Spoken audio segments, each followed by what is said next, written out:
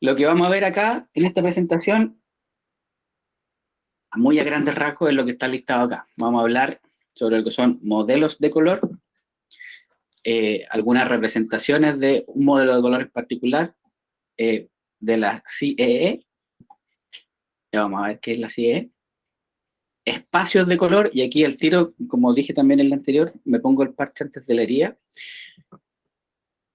Cuando ustedes buscan información sobre modelos de color, espacios, generalmente ocupan el concepto de espacio de color para todo. Según la definición que yo les voy a dar, para mí son cosas distintas, muy distintas, pero no sé, pues si hablo de RGB, que es un espacio de color, que es un modelo de color, o del HSL, en algunos lugares lo van a ver como espacio de color HSL. Entonces, a lo mejor me falta entender algo, pero vamos a ver que en las definiciones que yo tengo hace sentido llamar a uno modelo de color, a otro espacio de color. Pero si ustedes lo estudian después por su cuenta, probablemente el espacio de color sea el concepto que ocupen para todo. Eh, la idea es que entendiendo los modelos de color, los espacios de color, eh, podamos usar de mejor forma ciertas herramientas que hay en los software de edición que nosotros usamos. Puede ser Photoshop, puede ser PixInsight u otro software de edición de imágenes. Eh, por ejemplo, en PixInsight hay una herramienta que es la que cuando uno piensa en modificar color, piensa al tiro en Curves Transformation. Y aquí hay varios parámetros abajo. Está el RGB, que es más o menos intuitivo, con la combinación completa del RGB, pero hay otros que son el L, el A, el B, C, H, S. La idea es que entendamos de qué se trata eso y cómo podemos sacarle provecho. Y voy a hablar también de un concepto que se llama color management, o manejo de color, eh, que está muy bien documentado para Photoshop, pero en PixInsight yo no he visto a nadie que lo hable. De hecho, si subo un video a YouTube, puede ser el primero en el universo. Pero como no lo entiendo bien, no lo es. Y un concepto que mencioné también el otro día como ejemplo, que es el color proofing. Ya vamos a ver qué es eso. Entonces, el modelo de color es como el idioma en el que vamos el idioma en el que vamos a hablar. Tenemos una gama de colores que son los colores visibles. Entonces, si yo le quiero comunicar a otra persona o una máquina le quiere comunicar a otra máquina eh, un color en particular, necesitan tener una forma de nombrarlo, de establecer un color específico. Entonces, lo que hace un modelo de color es darnos unos parámetros y con la ayuda de esos parámetros vamos a caracterizar los colores. Hablando, ejemplificando para que quede más o menos claro al tiro, conocemos el modelo de color RGB, en el que combinamos en distintas magnitudes algo de rojo, algo de verde y algo de azul, y tenemos un resultado final. Entonces, esos porcentajes de cada uno de esos colores primarios son transmitidos a una persona que sepa de RGB o un computador o un software que lea en RGB, entonces se van a entender. Entonces, eso es lo que hace un modelo de color, caracterizar los distintos colores en base a distintos parámetros. ¿Qué parámetros? Algunos ocupan propiedades físicas de la luz, otros se basan en aspectos perceptuales, como dicen aquí, en cómo funcionan los ojos, cómo funcionan internamente los ojos, porque el RGB, vamos a ver que funciona, se basa en que nuestro ojo tiene tres receptores principales para los colores, y vamos a ver que el LAV, no lo vamos a ver, lo voy a mencionar, que el CLAV toma ese concepto de triestímulo, pero lo mezcla con otras cosas también. Entonces, hay distintos puntos de vista para generar un modelo de color, pero finalmente todos quieren hacer lo mismo. El primer modelo de color, y el del que voy a hablar un poco más, pero como para ver cómo se generó, como más histórico, el approach, es el RGB, y como lo mencioné recién, el RGB está basado en esta teoría que dice que nuestros ojos tienen unos conos internamente, y estos conos hay tres tipos distintos que responden básicamente a tres colores primarios principales, que son el rojo, el verde y el azul. Eh, Entonces, llegando la luz a nuestros ojos, estos conos hacen la transcripción, digamos, de cuánto porcentaje de cada uno de estos colores está compuesta la luz que estamos viendo, y nuestro cerebro va a definir cuál es el color final.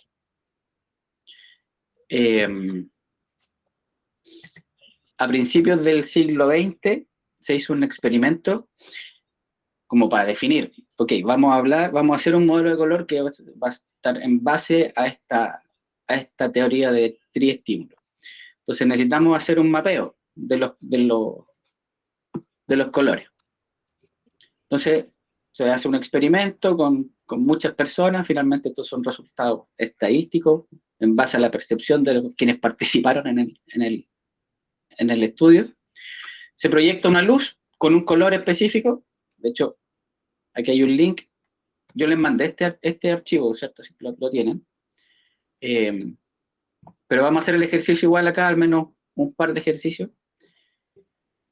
que son lo mismo que hicimos, que hicieron a principios del siglo XX. Se proyecta una luz de un color, y lo que se le pide a las personas que están participando en el estudio es que, en base a 3 luces de colores primarios, rojo, verde y azul, que ellos las combinen para tratar de acercarse lo más posible al color que le están proyectando, el color de control. Entonces, por ejemplo, en este ejercicio, que está en el PPT para que lo puedan seguir después, te piden color blanco como target. Entonces, Pato, Jonás, ¿tienen alguna idea de cómo combinar RGB para llegar al blanco? Buena pregunta, profesor. Ahí tú el otro día alcancé a ver algo de que moviste la... Sí, aquí lo que vamos a hacer en este ejercicio es ir moviendo esto. RG, rojo, verde y azul. No, yo yo el otro día llegué más adelante donde estaba viendo otra cosa, intensidad, y nada que ver con esto. Avancemos entonces. ¿Debiese ser la saturación de todos? Tal cual. Entonces, todos los 3 colores primarios en su máximo esplendor combinado nos deberían dar una luz blanca. Si quiero llegar a un rojo, bueno, voy a saturar principalmente el rojo, canal rojo. Si quiero llegar al verde, pero este es un verde no tan intenso, no tan vivo, probablemente sea un verde con menos participación. Ahí está, un verde. El problema de esto es que cuando aparecen colores, bueno, por ejemplo este gris, ¿qué harían ustedes para llegar a este gris? ¿Rojo con verde? ¿Cómo? ¿Rojo con verde? ¿Y en cuánto porcentaje? Ay, como prueba y error nomás. Sí. Bueno, como tip, toda la cadena de grises, de negro a blanco, y todos los grises que están intermedios, se forman con los 3 colores en la misma intensidad. O sea, si quiero llegar al blanco, como lo vimos al principio, los 3 colores a concho. Si quiero llegar a negro, los 3 colores a 0. Y si quiero hacer grises, son los 3 colores en la misma proporción. Ahora, si es un gris más oscuro, lo bajo un poquito, no sé, por el 30%, y me acerco. Entonces, siempre los grises van a ser combinación de los 3 colores en la misma proporción. ¿Ya? Ya. Y, claro. Está buena esa herramienta. ¿Cómo? Está buena esa herramienta. Sí, esto es un ejercicio. Ejercicio se puede hacer en distintos lugares, pero aquí está como rápido. Ahora son 8 preguntas que se repiten, ya la he hecho un montón de veces. Pero está bueno. Cuando aparece un color así como este, ¿alguna idea? Como partir por la base, que es como más cercano al azul. ¿Ya? ¿Un rojo para que tornarlo más violeta? Ya. Estoy subiéndolo más o menos. Veamos qué pasa con el verde. digamos que Bajar un poco la tonalidad del azul. como que el verde lo aclara un poquito, quizás es bueno ponerlo. Pero aquí, si se fijan, y el tema con el RGB es que no es tan intuitivo llegar a un color definido. Voy a llegar hasta aquí no porque para no perder tanto tiempo, pero por ahí yo creo que me estaba acercando, pero el programa me sigue todavía. Esta es la misma prueba que se hizo a principios de siglo. El problema que tuvo esa prueba es que con los colores primarios que ellos habían tenido, el resultado que obtuvieron fue este. Y en este resultado lo que ves es que había un rango de longitudes de onda, como 450, digamos, a 550, en que combinaban verde y azul, pero para acercarnos a esos colores, el rojo debía restarse. O sea, tener una luz de cero que es negro, menos que negro. Entonces, matemáticamente no se podía. Lo que hicieron fue encontrar un modo para restar el rojo al proyectarlo, pero finalmente no era lo que buscaba la prueba. En base a este resultado, lo que hicieron fue una transformación matemática. Ahí está escrito en Wikipedia, lo pueden buscar, pero finalmente lo que hicieron fue inventar, entre comillas, 3 colores primarios fuera del rango visible, pero que matemáticamente nos permite hasta ahora combinar todas las longitudes de onda, todos los 3 colores primarios, todos en positivo, y con eso se puede armar todo el modelo de color RGB. Entonces con el X, Y, Z, que son estos colores primarios sacados de la manga, lograron hacer un modelo que funcionara bien. Disculpa, Felipe, ahí me perdí. ¿Por qué no les servía el negativo en rojo? Porque en términos de luminosidad, cuando tú tienes una luz en cero, ya es negra. O sea, aquí tenéis la luz completamente roja, aquí la tenéis totalmente oscura, no tienes cómo tener una luz no, menos que oscura, menos que negra. Ya, ok. Entonces requirió de una transformación matemática de este invento de estos primarios, y generaron un modelo de color que se llama CIE. CIE es la comisión que está trabajando los colores hasta el día de hoy. Su sigla está en francés, me parece, como Comisión Internacional de Iluminación, algo así. CIE XYZ, se llama este modelo de color. Como son tres ejes o 3 coordenadas, se puede hacer una representación en 3D de ese modelo de color, XYZ, y si sacamos una lonja, digamos, de esta proyección en 3D, déjame ocultar aquí, podemos obtener este diagrama. Este diagrama se llama diagrama de cromaticidad del modelo de color por el año en que se hizo esto, CIE 1931. Muchas de las cosas que vamos a ver de aquí para adelante están basadas en esta representación que nace de este modelo de color. Hay un concepto aquí abajo que dice que esta representación visual es perceptualmente uniforme. ¿Qué quiere decir eso? Y vamos a hacer aquí, hay otro ejercicio para tratar de que quede claro. Primero describamos algunas cosas. Todos los colores que están situados en la orilla, desde aquí, que si se fijan está numerado, vamos desde 400 nanómetros hasta arriba 500, 520, hasta aquí que damos la vuelta y llegamos a los 700. Todos los colores que están por la orilla se conocen como colores espectrales. ¿Qué quiere decir eso? Que son colores que tienen una longitud de onda definida. Por ejemplo, el H alfa, que son 656 nanómetros, corréjanme si me equivoco, que debiera estar por acá. Si 656 nanómetros, si yo genero una longitud de onda con ese valor, voy a tener un color espectral.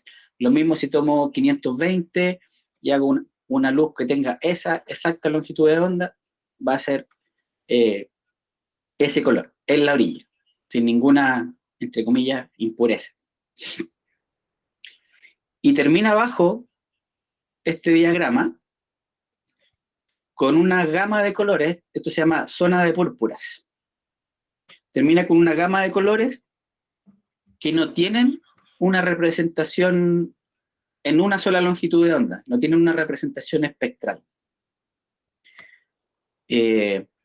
Técnicamente son colores que existen solamente gracias a la combinación de otros, no existen por sí solos. Y aquí en la diapo de acá atrás vamos a hablar de estos dos puntos. Primero, el color matching que estábamos haciendo con el RGB, muy por encima se puede definir como si tú combinas dos colores primarios contiguos, por ejemplo el verde y el rojo, el resultado que tú vas a tener va a estar en este rango intermedio. Si está más cerca del verde, puede que sea amarillo, si está más cerca del rojo, puede que sea naranjo, pero va a estar aquí entre medio. Si combino el azul y el verde, lo mismo. Todos los colores que yo pueda hacer, combinar con esos dos primarios, van a estar aquí entre medio. El cian y todos los colores que por ahí pasan. Pero si combino el azul con el rojo, no me dan estos colores que están aquí entre medio. ¿Por qué? Nuestro cerebro está recibiendo información a través de estos tres conos sensibles a color, ¿cierto? Un cono para los verdes, uno para los azules y uno para los rojos. Si estamos recibiendo azul y estamos recibiendo rojo, nuestro cerebro sabe que no está recibiendo verde. Por lo tanto, cuando recibe rojo y recibe azul, lo que hace nuestro cerebro es inventar un color para diferenciarlo de esta zona. Porque nuestro cerebro sabe que aquí verde no hay. ¿Cuáles son esos colores que nuestro cerebro se saca de la manga? Esta zona de púrpuras. En el fondo, el magenta, como decía más arriba, ¿qué pasa con el magenta? Que es uno de los colores que ocupamos mucho. El magenta no tiene una representación espectral y técnicamente es nuestro cerebro el que lo saca de un sombrero para poder diferenciarlo de la zona de los verdes.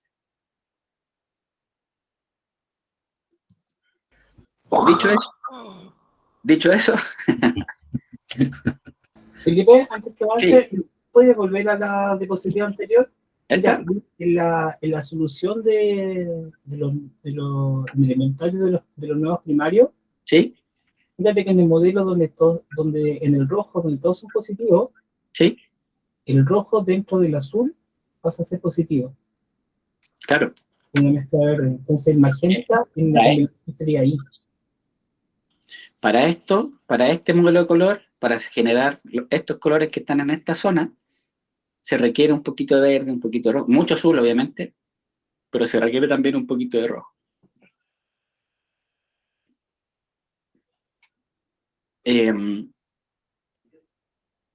Sigamos.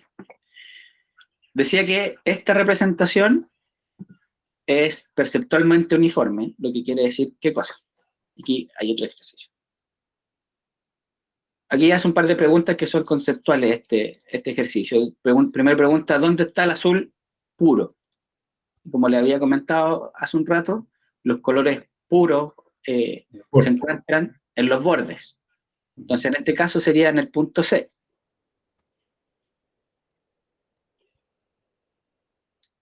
Pregunta lo mismo, ¿dónde están los colores puros en el diagrama? Ya habíamos dicho que estaba a lo largo de los bordes.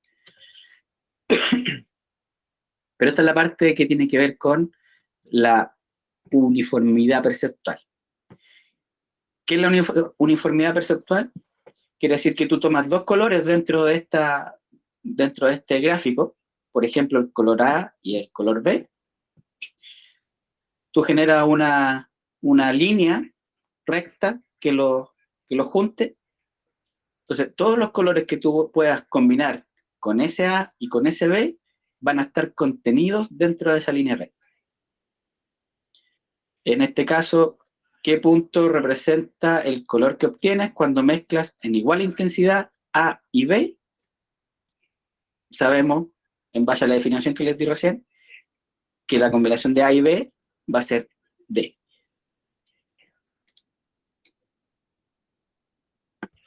Tiene una fuente de luz que produce el color A y otra fuente de luz que produce el color E. Dice, si la luz que produce A es 3 veces más fuerte que la que produce E, ¿cuál sería el resultado de esa mezcla? ¿Alguien B. se aventura? ¿Ve? ¿Ve? Ya, ahí hay otros ejercicios pero ya les quedó claro el concepto.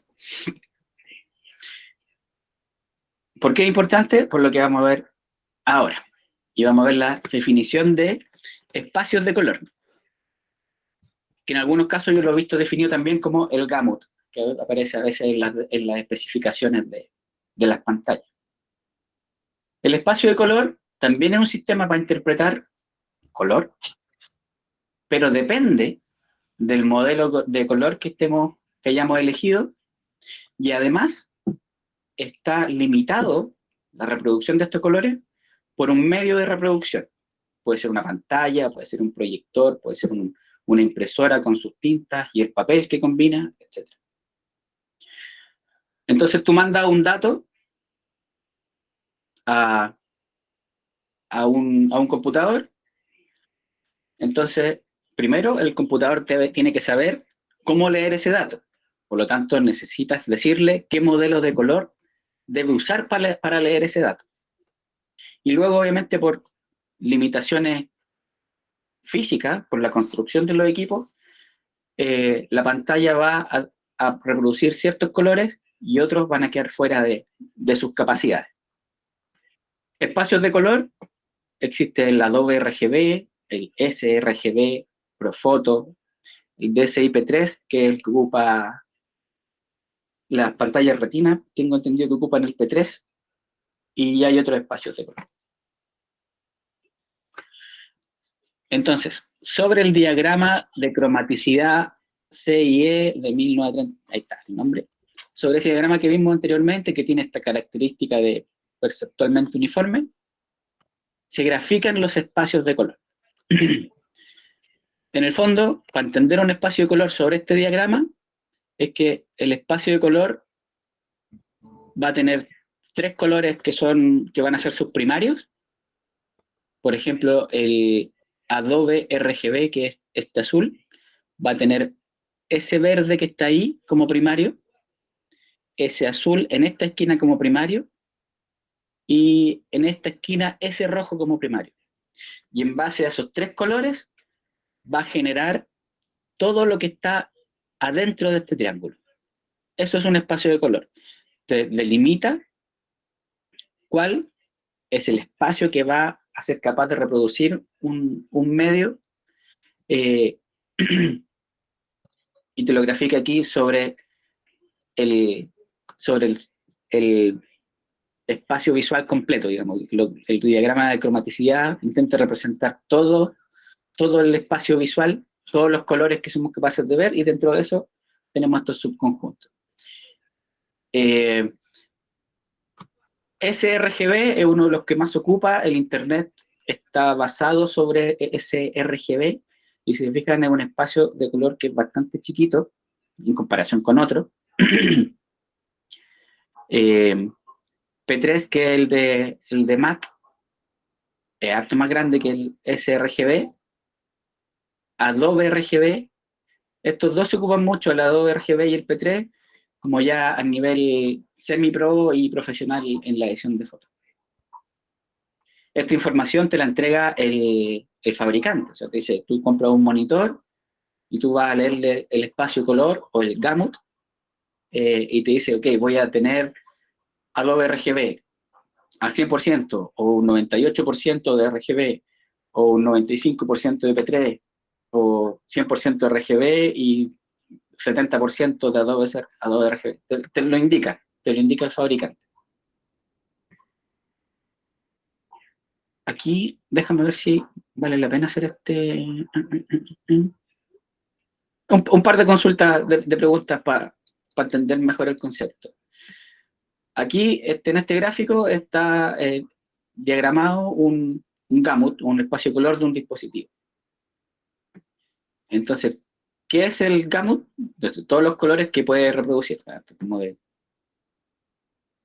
conceptual. Todos los colores que puede reproducir una pantalla va a ser su espacio de color, va a ser el gamut. ¿Por qué el espacio de color de un dispositivo generalmente es menor al rango completo de los colores percibibles? Y tiene que ver con que los dispositivos no son capaces de reproducir un rojo puro, un verde puro o un azul puro. En el fondo, si vemos las luces que están emitiendo nuestros LEDs en nuestras pantallas en este minuto, no van a ser colores tan intensos como quisiéramos.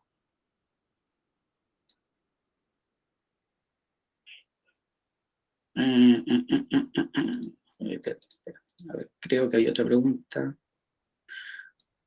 No, en el fondo el concepto está. ¿Por qué un láser puede producir un rojo más puro, un verde y un azul todos más puros que fuentes de luces estándar? Por lo tanto, un proyector láser tendrá un gamut mayor, más grande, comparado a un proyector normal.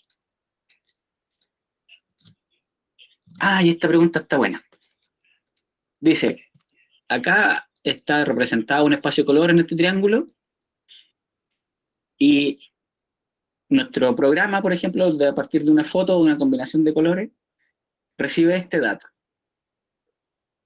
¿Qué va a pasar en el dispositivo cuando intente reproducir este dato que está fuera del espacio de color? En este caso dan una respuesta, dice, ¿te muestra el verde correcto? No, porque no es capaz de representarlo, está fuera del espacio de color. ¿Te muestra negro? No sería muy adecuado que muestre ni negro ni blanco. Entonces, te va a mostrar un verde, según esto, un verde menos puro que el que se trataba de reproducir. Ahora, es importante este dato porque tú puedes, hay dos formas principales de hacer encajar este punto dentro del espacio color, y eso uno lo maneja en el manejo de color, que eso se elige en la configuración del software. El Photoshop tiene un manejo de estos casos y PixInsight también lo tiene. Entonces eso lo vamos a ver al final.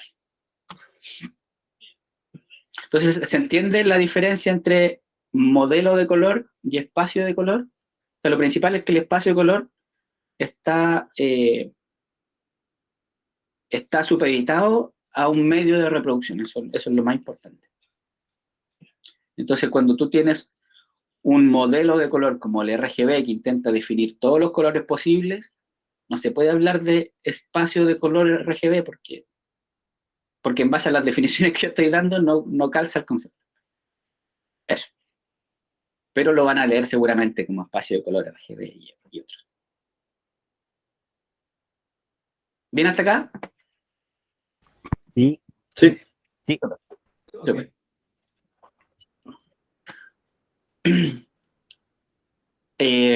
Segundo modelo de color, que es importante para el objetivo que nos pusimos al principio de intentar entender estos botones que aparecen en el Code Transformation, es el HSL.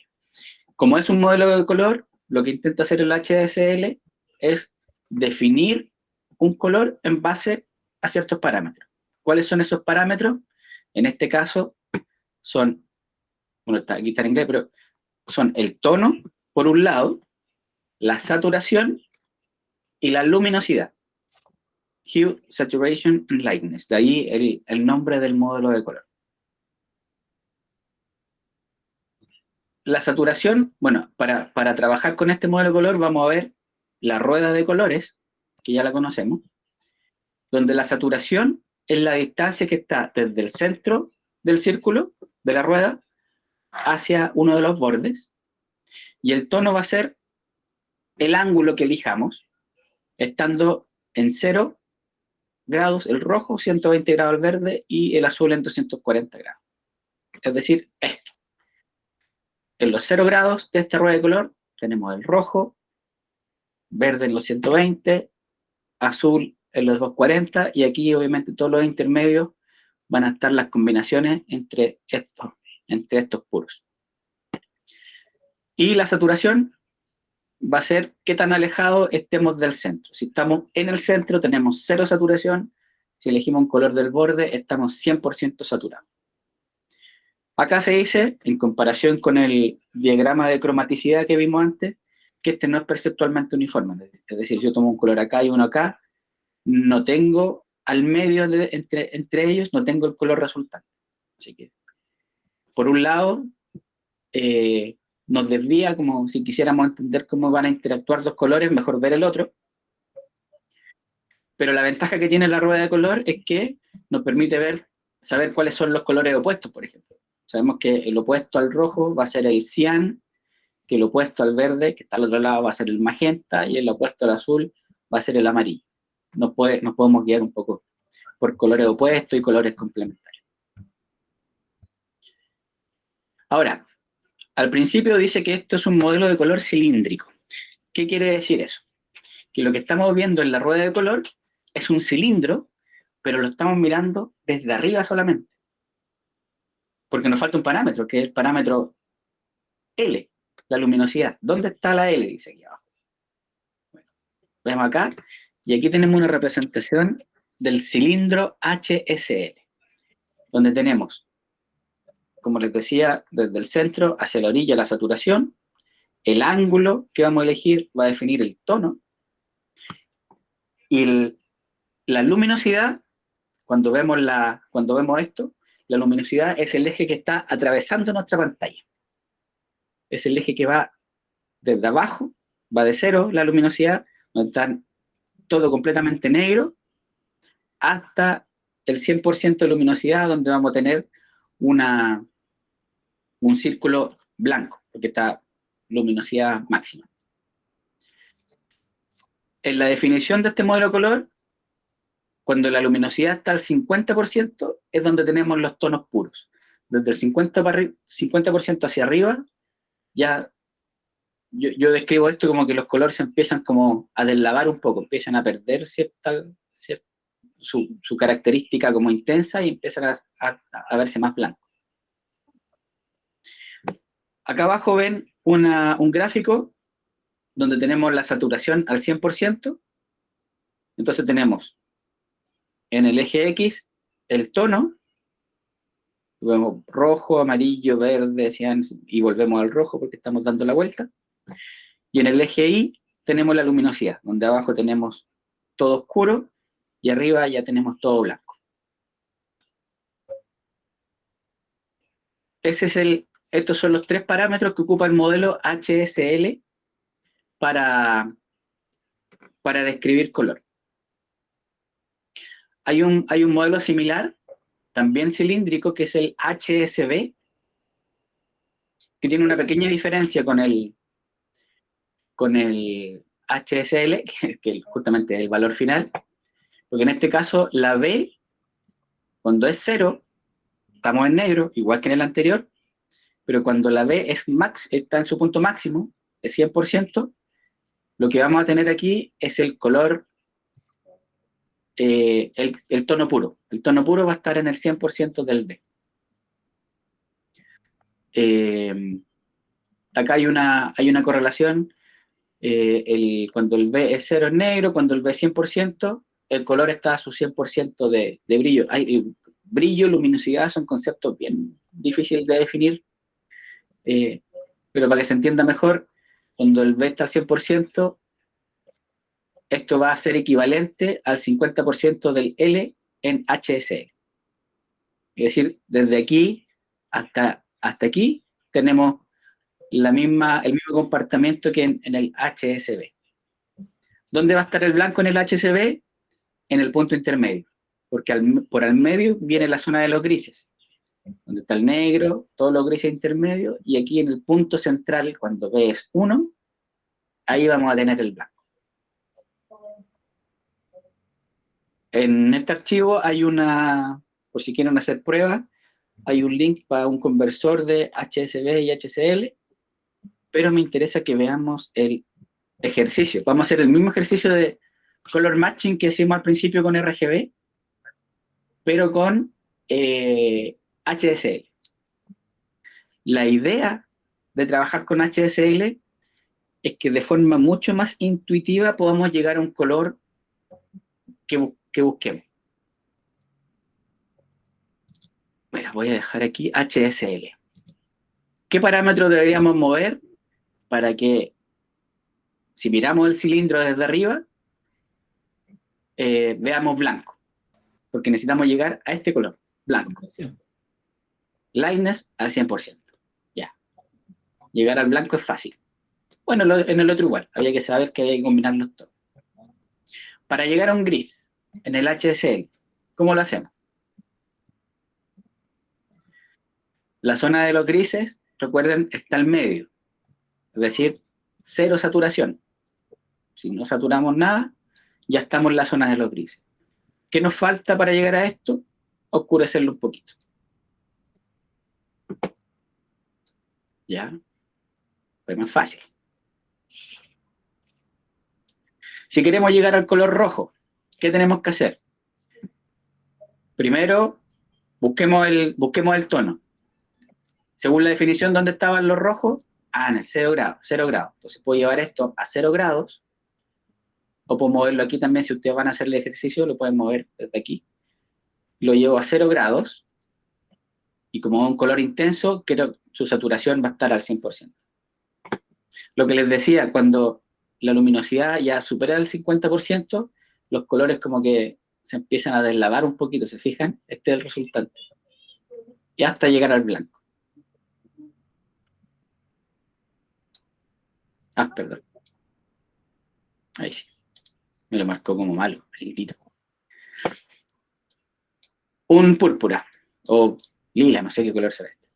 Bueno, sabemos que tenemos que venir por acá, por esta zona,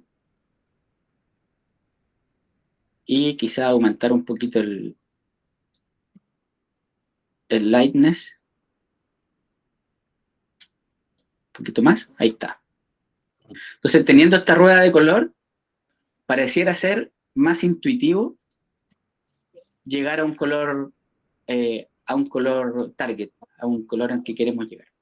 El amarillo, bueno, también lo mismo. Vamos acá a los amarillos y llegamos rápido al amarillo. Ahí le quedan otros ejercicios para hacer en esta página. ¿Alguna consulta con estos dos modelos? ¿No? ¿No? No. Voy a seguir. Ya. Voy a seguir. Y acá hay otros dos modelos de color, también creados por la CIE, y estos están basados en otros estudios de cómo funciona nuestro sistema visual. Aquí hay una representación más o menos de qué se trata.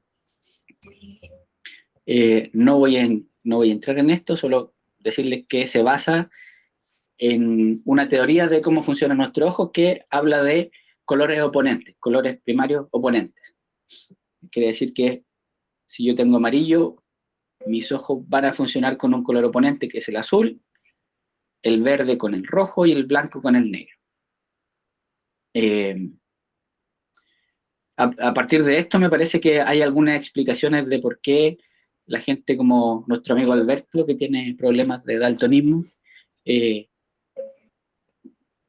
tiene una deficiencia justamente en estos dos colores, porque están relacionados, y eso en el fondo, en eso se basa el CIE-LAB, que hay una relación siempre entre dos colores. Entonces, si yo muevo, por ejemplo, del rojo me muevo quiero que algo sea más verde, por defecto también va a ser menos rojo, ¿cachai? Y si algo es amarillo, y lo quiero hacer más azul, quiero que un tono sea más azul, por defecto va a ser menos amarillo también. Entonces, esta esfera está en el eje vertical, el primer par de oponentes, que sería el negro y el blanco, el L de este modelo de color. En este eje de aquí tenemos por un lado rojos y por otro lado verdes, en el mismo eje, y en el mismo eje perpendicular tenemos amarillo por un lado y azul por otro. Entonces, como les digo, esto quiere decir que si yo me muevo hacia un lado, hacia un verde, necesariamente tiene que ser menos rojo. De repente cuando lo movemos en RGB, podemos mover un valor, pero movemos un valor, pero la percepción de ese movimiento, no, el resultado de ese movimiento no está tan de acuerdo como a cómo nuestro sistema visual vería ese cambio. No sé si expliqué eso bien, pero tiene que ver con cómo funciona nuestra vista. Y entonces, lo único que me interesa de esta representación es que se entienda que el LAB, que estos tres parámetros tienen que ver con este eje que va de negro a blanco, con A que va de rojo a verde y con el B que va de amarillo a azul. ¿Cómo se definen los colores acá? Bueno, voy a estar en un punto de la esfera. Por ejemplo, si estoy acá al medio, obviamente el L va a ser 50%. Y voy a generar una coordenada cartesiana. Si estoy en este punto de aquí, voy a tener cierta cantidad de A y cierta cantidad de B. Esa es la definición del LAB. Por otra parte, está el LCH, que se basa en exactamente lo mismo que el LAB en estos oponentes, pero la representación de las coordenadas es distinta. En el anterior dijimos que tenemos una coordenada cartesiana, o sea, cierta cantidad de A y cierta cantidad de B, independientemente de donde estemos. Y en el caso del LCH, voy a tener en el eje vertical la luminosidad, que se comporta de la misma forma, y el C es la característica de color, se conoce como croma, y va a ser una magnitud desde el centro de la esfera hasta la orilla, como lo que veíamos con la saturación en el HSL. De hecho, se comportan muy parecidos, es muy difícil, traté de buscar una definición que me separara bien los dos conceptos de croma y saturación, no la encontré, funcionan muy parecidos, las pruebas que hice también con el Curve Transformation, una muy ligera diferencia, pero casi imperceptible. Entonces, la C va a ser una magnitud desde el centro hacia el borde, y el H minúscula va a ser un ángulo. Entonces vamos a tener en A 0 grados, en amarillo 90 grados, en verde 180 y en azul 270. Esa es la diferencia entre el LAB y el LCH, la forma en que se generan las coordenadas para definir el color. Eso dice eso. Listo. Eso. Antes de pasar como a los programas para ver todo esto funcionando, voy a mandar esto de nuevo, porque, o no, les voy a mandar el link de esto, que es este curso de donde estaba sacando los ejercicios. Es una página, es como un curso en estos portales de educación online, es un curso de Pixar, y que tiene que ver en esta parte del curso con ciencia de color. Y aquí habla de el espectro de luz, modelo RGB, etc. Hay varias cosas bien interesantes. Y con ejercicio y con preguntas, etc. Y no necesariamente hay que loguearse. Se puede llegar y hacer directamente. te logueas solamente como para guardar el avance si es que fuera necesario. Entonces, pasemos a la práctica. Vimos, ¿ven bien esto o lo agrando un poquito? Sí, pues. Déjenme.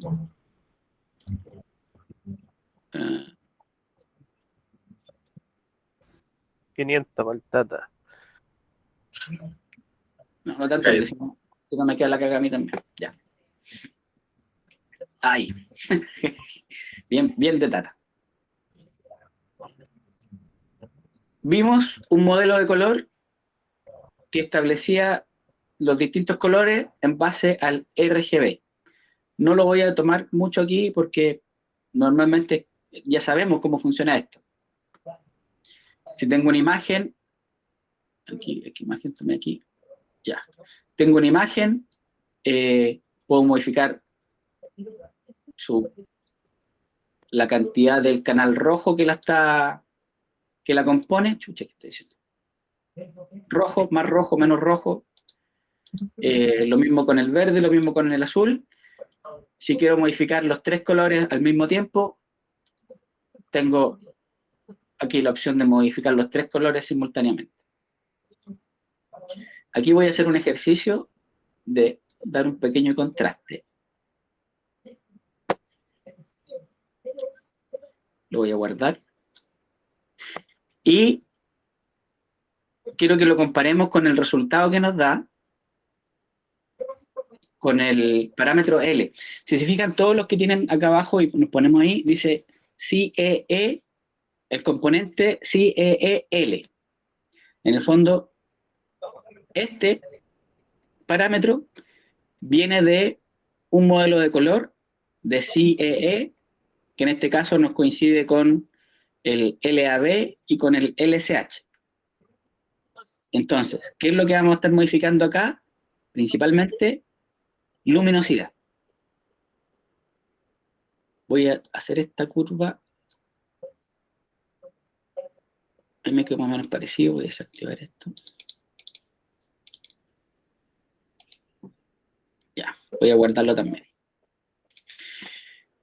Si te fijas, en el parámetro A, también dice que viene de un modelo de color de la CIE, en este caso sería del LAB,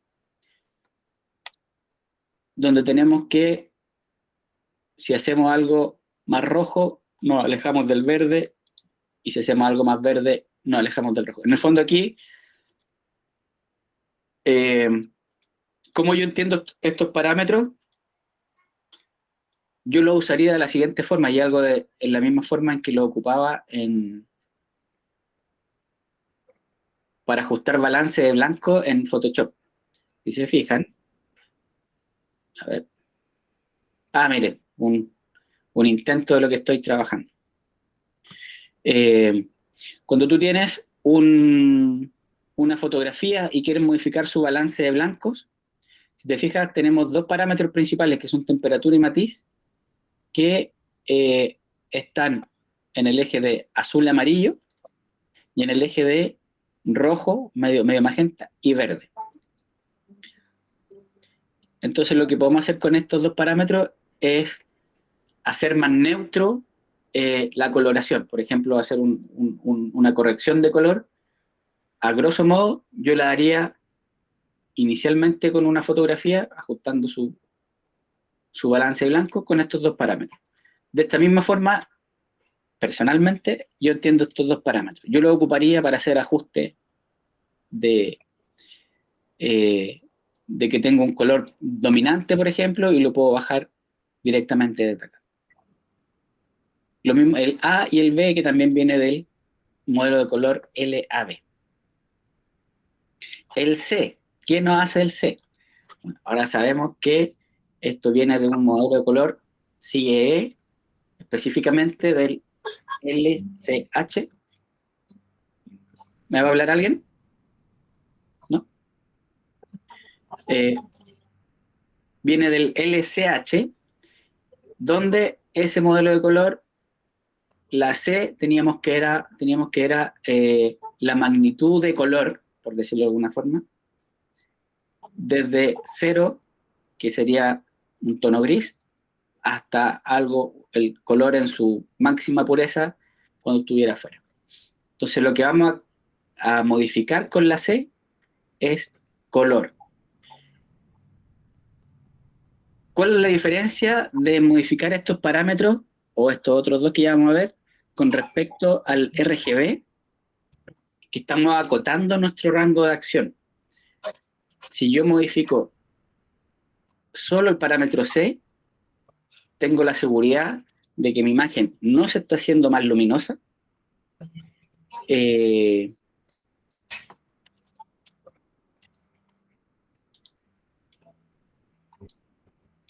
es lo que vamos a ver en un ejemplo. En cambio, cuando yo modifico el RGB, más luminosa, y tampoco estamos variando su color. O sea, tengo la seguridad que cuando muevo el color, estoy por una forma de decirlo, estoy saturándolo, pero no estoy cambiando su característica de color, por decirlo de alguna forma, su croma. En cambio, cuando yo modifico en RGB, normalmente termino iluminando más una imagen y termino saturándola también.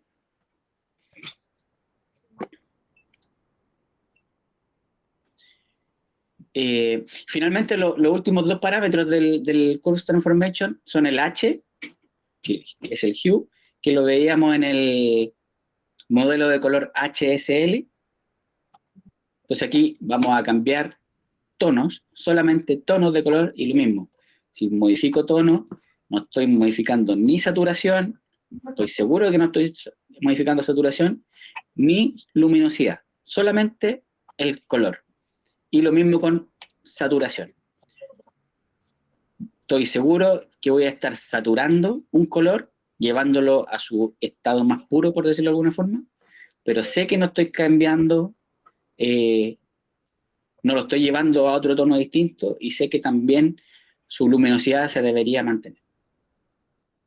Entonces, aquí hice un ejemplo, porque yo he visto que para hacer contraste, a veces algunos lo he visto hacer contraste con el RGB, ¿cierto? Pero he visto que otros hacen contraste con el canal L. Entonces veamos cómo se diferencian. Voy a hacer un clon aquí. Esto tenemos el canal allá. El 1 es con RGB y el 2 es con L. Esperemos un poquito. Entonces, si se fijan, ¿qué pasó cuando hice el contraste con el L? Desde la perspectiva teórica, ¿qué sabemos? Que no cambié tono, que no cambié saturación, sino que solamente modifiqué la luminosidad del objeto. ¿Qué pasa si yo con el L me voy al chancho? Voy a ir cada vez acercándome más al blanco. Ese es el efecto final del L. Pero me sirve, es una forma de dar contraste, pero manteniendo siempre, como les digo, controlados el tono y la saturación. En cambio, ahí está el resultado.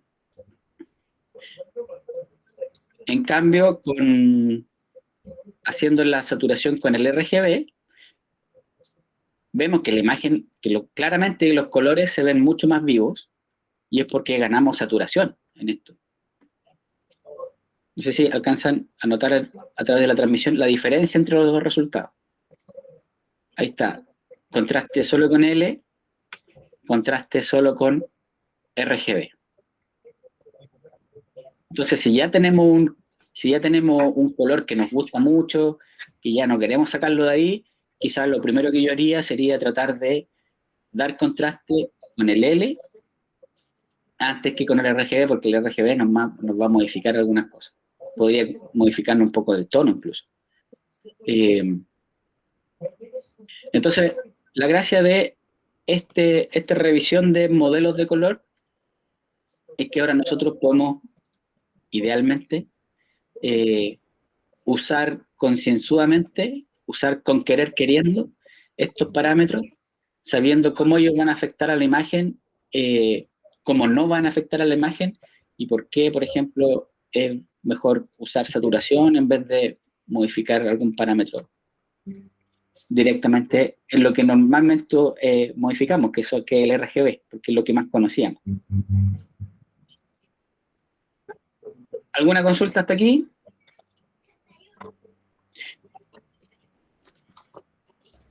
No. No. Ya. ¿Se entendió el ejemplo de la comparación entre el RGB y el L? Sí, señor. Sí, niño. Ya. Bacán. Mira, tiro, cambio. Se nota un montón. Sí. Ya. Bueno, eso saber, por ejemplo, de cuándo puedes conservar el color y si le quieres, o sea, siempre mantener el croma del color y lo puedes ir subiendo o bajando con el L. Es como eso. Exacto. Ya. Entonces, repasando esta información, vamos a saber usar todo, y en el fondo, cuando tú vas a Photoshop y eliges, hay una herramienta para modificar los colores que se llama HSL, entonces ya sabes qué va a ser cada parámetro. En el fondo son parámetros que están en todos los lugares que uno quiera modificar color. Así que esto no solamente se aplica al Curve Transformation, sino que aplica en transversal a herramientas que manejen color en distintos software. Ya, eso con el color. Y lo último que había notado, ya, vamos aquí, y lo último que voy a mencionar es el manejo de color en un software. PixInsight tiene unos ajustes que están aquí en Edit. De hecho, aparece como proceso también, me parece. Color Management, como claro. Pero en el fondo es lo mismo que abrir acá. Y lo que hacemos, o lo que nos permite hacer este parámetro, es decirle al software con el que estamos trabajando cuál es el espacio de color de nuestra pantalla. ¿Para qué? Para que PixInsight sepa, o otro software de edición, para que el software sepa cómo mostrarnos los colores y que esa reproducción de colores sea lo más constante, por decirlo de alguna forma, posible, en cada vez que tú vayas a usar el software, o si cambias de un software a otro software, en el fondo que se mantenga siempre la relación de colores en una imagen, gracias a que el software sabe cómo manejarlos. ¿Sí? En este caso, en mi pantalla, yo tengo una calibración guardada, yo calibré mi pantalla, pude guardar esa calibración. En esa calibración, PixInsight va a saber qué tan brillante está mi pantalla y va a saber cuál es el espacio de color que mi pantalla puede reproducir. Entonces yo le digo a PixInsight, que yo tengo como detectar el perfil del monitor, yo lo tengo guardado. Me parece que es. Bueno, el que está cargado por defecto. Yo hice una calibración bien cuático de mi parte, estoy lejos de ser como un buen profesional en esto, pero fui cuático en la calibración, y esta calibración está hecha con una luz tenue en la pieza para que no me moleste tanto, que tiene una temperatura de color definida, un brillo definido, y en base a ese brillo yo hice la calibración de mi pantalla. Entonces, cuando evito, en el fondo, cuando voy a ver colores, trato que sea en ese ambiente controlado. Sabiendo PixInsight en este caso, ¿cuál es la calibración de mi monitor? Me va a hacer una pregunta. ¿Cuál es el rendering intent que quieres hacer? ¿Qué es el rendering intent? Voy a ver si quedó la pregunta aquí cargada. Esto es el rendering intent. El rendering intent es el mecanismo que va a usar el programa para representarte estos valores que están fuera del espacio de color. Por lo tanto, es súper importante que el programa sepa cuál es el espacio de color. Hay dos mecanismos principales para fotografía. Uno, en que todo lo que está acá adentro se mantiene en su sitio y este simplemente se muestra en el lugar más cercano que tenga. Si este verde no lo puede reproducir, bueno, va a reproducir el verde más cercano que tenga la capacidad de reproducir. Y si no me equivoco, ese es el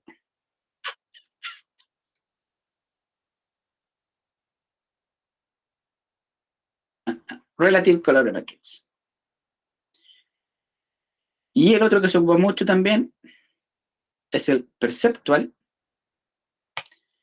Y el Perceptual lo que hace es acercar este valor también al valor más cercano que pueda reproducir, pero todo lo que está ahí se va a mover también en conjunto con este, como hacer una compresión de todo el espacio color. ¿Para qué? Para que entre este color y los que estaban acá siga habiendo una diferencia, perceptual, de ahí el nombre del rendering. ¿Cuál se ocupa más? Depende mucho del gusto del fotógrafo, se puede probar eso cuando se están haciendo las pruebas. ¿Cuál es la ventaja del perceptual? Es que mantiene las relaciones entre los colores, porque se mueve todo. El problema es que como se te mueve todo, como te comprime, todo el resto de los datos quedan en un espacio más reducido. Entonces, puede dar la sensación de que se pierde un poco la saturación, de que se pierde un poco como la viveza de los colores, todo en pos de que la representación siga siendo bien equilibrada. En cambio el otro, el Absolute Colorimetric, el Relative Colorimetrics, mantiene la viveza de todos los colores porque este verde que está aquí va a seguir estando ahí, pero vamos a perder cierta capacidad vamos a perder la relación entre estos dos colores. Y este color que está aquí se va a fundir, por decirlo de alguna forma, con estos de acá. Entonces, si aquí teníamos algunos detalles bonitos, ya no van a estar. Es un precio que hay que pagar por tener monitores tan limitados. Entonces, la invitación con esto es que si tienen un monitor que pueda ser calibrado, que guarden esa calibración y díganle a PixInsight cuáles son las capacidades de tu monitor. Porque así, lo que vas a estar viendo va a estar bien representado. Entonces, no vamos a tener tantas sorpresas cuando tengamos una foto y después la pasemos al celular o la pasemos... Obviamente en todos estos otros medios donde veamos una imagen va a haber una diferencia, pero tú vas a saber que esa diferencia que se va a ver en un celular, por ejemplo, o en una tele, vas a saber que esa diferencia tiene que ver con cómo tú tienes seteado ese medio de reproducción, por ejemplo, una tele, y vas a estar seguro que no se debe a un error en tu procesamiento, que no se debe a que a lo mejor estás viendo los colores de otra forma que no debías. Entonces, por eso es importante el color management en un software de edición. Qué bueno. En audio se hace igual, por ejemplo. Se ocupan monitores de estudio que son lo más plano posible para que no haya coloración. Entonces, si mezclo con un sistema que tiene unos bajos a todo chancho, ¿qué voy a hacer en la mezcla? No le voy a dar tanto bajo porque mi sistema me lo está dando. Entonces te puede tener una mezcla en bajo, media pobre. Cuando vaya a un sistema normal, sin ese reventón de bajo, va a sonar puro medio y agudo nomás, porque en la mezcla no le di lo que correspondía. También se ocupa en sonido, que en el fondo es calibrar tu sistema de edición para que cuando después lo escuches en otro lado o lo veas en otro lado, lo que estés viendo dependa solamente de ese monitor, no de lo que tú estabas haciendo al momento de mezclar. Se define un perfil para RGB y se define un perfil para escala de grises. Aquí hay unas políticas que va a seguir el programa. En el fondo, ¿qué hacer? ¿Qué hacer cuando yo importo una imagen y el perfil que tiene incrustado no corresponde con el perfil con el que yo trabajo? ¿Quieres que te pregunte qué hacer? ¿Quieres que convierta por defecto al perfil definido? ¿Quieres deshabilitar el manejo de color? Etcétera. Ahí tú eliges qué hacer. Y lo mismo si es que tienes una imagen sin un perfil de color incrustado. También puedes elegir qué es lo que va a hacer PixInsight. Y por último, el color proofing, que es lo que mencionamos también la clase pasada, es que tú puedes, esto se ocupa para impresión, y tú puedes bajar perfiles de los fabricantes de impresora, por ejemplo, o una empresa de fotografía que imprime fotografías te puede dar perfiles de los equipamientos que ellos tienen para imprimir y te dicen, mira, baja este perfil, con este perfil tú vas a tener, vas a saber cómo se comporta nuestra impresora combinado con este papel que tenemos para elegir, porque el papel también va a tener ciertas capacidades, ciertas características que pueden modificar un color resultante. Entonces tú puedes bajar ese perfil, lo cargas acá, por ejemplo aquí el único que hay para impresión parece que este de ACFA. También define un intent, como que es lo que mencionábamos arriba. Y lo que puedes hacer con esto es que tú cargas una imagen. Por ejemplo, aquí me pregunto, yo quiero convertir al perfil que tengo ahora por defecto. Listo. Tú cargas una imagen y el color proofing se activa con con el control F11. ¿Alcanzan a ver que hay un cambio en los colores? Muy tenue. Sí. En esta imagen se ve que hay una pequeña variación. Control F11. ¿Qué hace esto? PixInsight, sabiendo cuál es tu perfil de color, cuál es tu espacio de color, se combina con la información que te dan de la imprenta, que te dice que en el fondo te mandan un espacio de color. Esta imprenta, con esta impresora, con este papel, con esta tinta, va a imprimir de tal forma. Entonces, en este caso, esta imprenta que ocupaba el ACFA, no sé qué cosa, cuando yo imprima ahí, el resultado que voy a ver es más o menos, siempre hay márgenes de acercamiento, nunca vas a ver lo mismo, pero vas a ver más o menos cómo se va a imprimir tu imagen con esas condiciones. Eso es lo que hace el color proofing. Pero también está basado en que tengamos activado el perfil de color y ocupa los perfiles que te dan los fabricantes o las empresas de impresión. Y ahí el Pablo nos dio un tip el otro día de una empresa en Valparaíso que te entregaba esa información. Realmente son empresas como más pro. Ya, pero lo importante de esta parte, que creo que en la vez anterior no fui tan enfático, es la parte de arriba. Es el manejo de color, de decirle a PixInsight cómo tu monitor se comporta bajo ciertas condiciones en el lugar donde está trabajando, para que PixInsight pueda representar los colores de la forma más fidedigna posible. Eso, chiquillos.